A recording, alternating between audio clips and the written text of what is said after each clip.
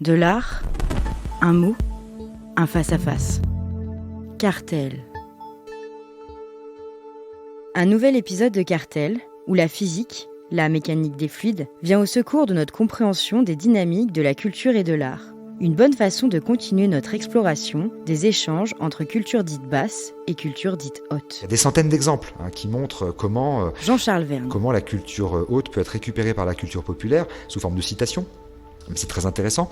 Encore une fois, moi à titre personnel, je livre encore une petite anecdote qui ne regarde que moi, mais la première fois que j'ai entendu parler de Lautréamont et de Mayakovsky, c'était dans un morceau de Noir Désir.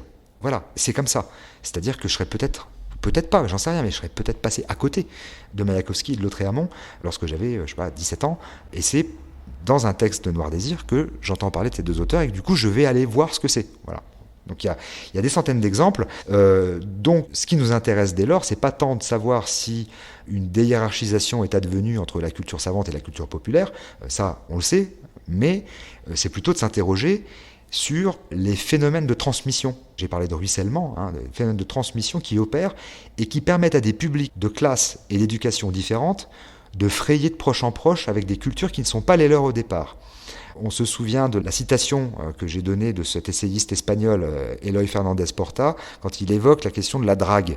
Quand on drague, on se raconte ce qu'on voit, les films qu'on aime, la musique qu'on écoute, etc.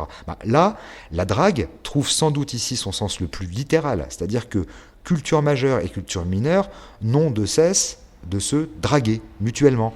Elles s'attirent l'une l'autre, exactement comme on drague le poisson avec un filet pour pêcher à la traîne. On traîne derrière soi le limon boueux, les petits et les gros poissons dans le filet, le comestible et l'immangeable. C'est exactement ce que je disais, c'est-à-dire qu'on a tous dans notre construction culturelle du comestible et de l'immangeable. L'immangeable, c'est les inavouables, c'est les trucs qu'on traîne, les trucs qu'on lisait, qu'on regardait et qu'on aimait quand on était plus jeune, et puis finalement, après coup, on se dit, mince, c'était quand même pas terrible, mais malgré tout, c'était dans le filet. Et je ne peux pas l'enlever du filet parce que ça fait partie de mon passé. Donc, à partir de maintenant, on va utiliser deux concepts que j'emprunte aux sciences physiques et qui vont nous permettre de comprendre et de circonscrire les deux mouvements, les deux dynamiques simultanées et contradictoires par lesquelles s'opèrent les phénomènes de transmission culturelle.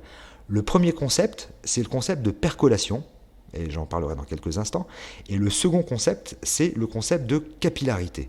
Ce sont deux phénomènes qui viennent de la science physique et qui vont nous permettre d'identifier et de comprendre quels sont les types de mouvements qui s'opèrent entre ce qu'on appelle depuis le début culture haute et culture basse. Alors, on va commencer par la percolation, et là on pourrait presque intituler ce sous-chapitre « Grand-mère sait faire un bon café », puisque quand on parle de percolation, on pense assez naturellement au percolateur à café, et évidemment, c'est pas pour rien, la percolation, le mot percolation, ça vient du latin percolare, qui veut dire filtrer ou passer au travers. Alors la percolation, c'est un phénomène qui désigne le passage d'un fluide à travers un milieu plus ou moins perméable. Typiquement, dans la préparation du café. Vous mettez votre café dans votre machine à café, il y a l'eau chaude qui tombe sur le café, et l'eau va traverser les grains de café qui sont un milieu plus ou moins perméable, et l'eau va s'imprégner du café et tomber dans la cafetière, et vous pourrez boire un délicieux café. Bon. Donc la percolation, c'est le processus qui décrit une transition d'un état vers un autre. Soit c'est une mutation qui se produit de manière très brutale. Typiquement, c'est Jean-Pierre Madère qui reprend Kraftwerk dans un de ses lives, dont on a parlé précédemment. Soit c'est une mutation qui s'effectue en passant par une phase de transition beaucoup plus lente, beaucoup plus indécise et plus ou moins chaotique. Et ça se fait toujours sous l'effet de la pesanteur. Le café, c'est toujours du haut vers le bas, jamais l'inverse. Donc en physique, pour qu'il y ait percolation, il faut que le phénomène ait lieu dans un espace qui contient un grand nombre d'éléments très proches, c'est les petits grains de café, ayant entre eux des relations aléatoires. Les petits grains de café, voilà, ils sont posés comme ça, dans le filtre à café. Et typiquement, l'une des applications de la théorie de la percolation, c'est l'étude des feux de forêt, la manière dont un feu de forêt va se propager dans une forêt, et de façon encore plus proche de notre actualité, c'est la propagation des épidémies. On utilise la théorie de la percolation pour essayer de comprendre comment une épidémie se propage. Et nous, on va utiliser ça pour essayer de comprendre comment un phénomène culturel se propage. Alors, pour que le phénomène de percolation puisse exister, puisse advenir, y compris donc dans le cas d'un transfert de la culture haute vers la culture populaire, il nous faut deux facteurs. Le premier, c'est une population qui ne se limite pas au domaine spécialisé de départ. C'est-à-dire qu'il faut qu'il y ait un brassage de population, des gens qui viennent de différents milieux. Il faut également qu'il y ait un brassage de l'information dans l'espace et dans le temps. Alors si ces deux facteurs ne sont pas réunis, l'information, c'est-à-dire le fait culturel, restera limité au petit milieu. Voilà. C'est-à-dire que si vous prenez un livre de philosophie extrêmement pointu et que vous le faites circuler uniquement dans un milieu qui est constitué de gens qui ne s'intéressent qu'à la philosophie, finalement il ne va pas se passer grand-chose, ça restera dans ce milieu-là et ça ne percolera pas à l'extérieur de ce milieu. En revanche, quand toutes les conditions sont présentes, alors là, on atteint ce qu'on appelle un seuil de percolation et l'information, donc la culture, puisque c'est de culture dont on parle, l'information se met à percoler à travers son milieu. Elle circule, elle se transforme, elle se libère du milieu dans lequel elle se trouvait initialement pour aller dans un autre milieu, mais sous une forme différente. C'est exactement, probablement selon ce processus, souvenez-vous, j'ai évoqué la question de la poésie médiévale et du rap. Et c'est sans doute selon un processus de percolation dans le temps, très très lent, que l'octosyllabe de la poésie médiévale passe de la poésie médiévale vers le rap, sans même que le rap ne connaisse rien de la poésie médiévale. C'est-à-dire que le point d'arrivée, finalement, n'a pas forcément besoin de connaître le point de départ ou la référence. C'est qu'à un moment donné, ça a ruisselé lentement, au fil des décennies, au fil des siècles, et ça arrive quelque part à un autre endroit que le point de départ. Voilà. Donc, ce qui se passe, c'est que dans le phénomène de percolation, quand même, on passe toujours d'un premier état qui est un état optimal, vers un deuxième état qui est un état moins performant, qu'on appelle l'entropie, c'est-à-dire qu'il y a une dissipation d'énergie. Voilà.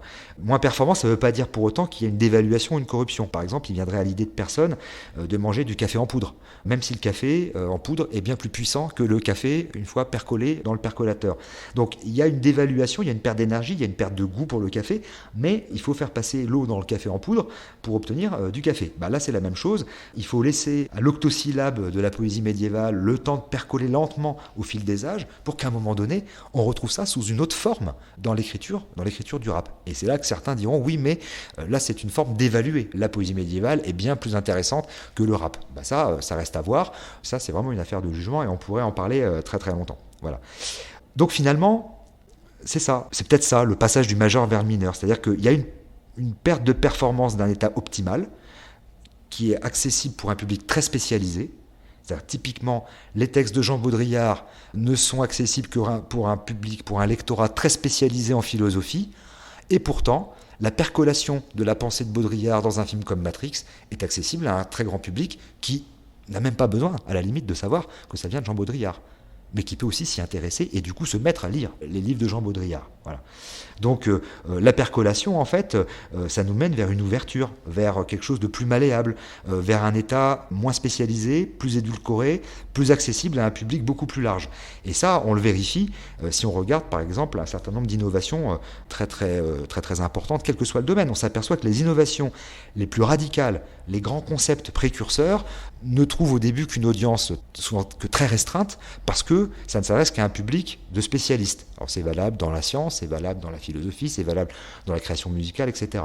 Mais on s'aperçoit que ces innovations, qu'elles soient artistiques, philosophiques, scientifiques, elles finissent au bout d'un certain temps par trouver des applications dans des domaines qui sont des domaines grand public, ou plus grand public, et qui les font du coup connaître et apprécier. Cartel. Et on va donner 2 exemples par Jean-Charles Verne pour expliquer ce phénomène-là, et ce sera pour les prochains épisodes. À retrouver en téléchargement sur toutes les plateformes de podcast.